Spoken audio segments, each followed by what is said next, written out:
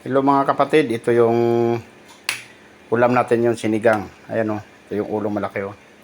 Bumili tayo kaya na dun sa fish market. Sisigang natin, ayan.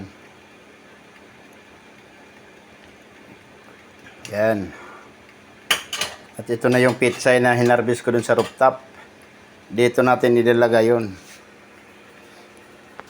Ayan, tinan mo yung pitsay o. Napaka-presko. Yung galing sa rooftop na hinarbis natin. Ayan.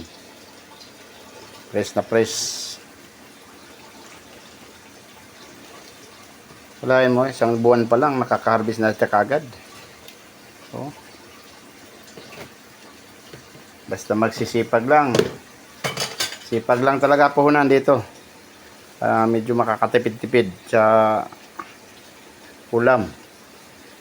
Bigas walang problema kasi may nagpa-part-time naman yung kasama ko. Libre din ako. Ayan.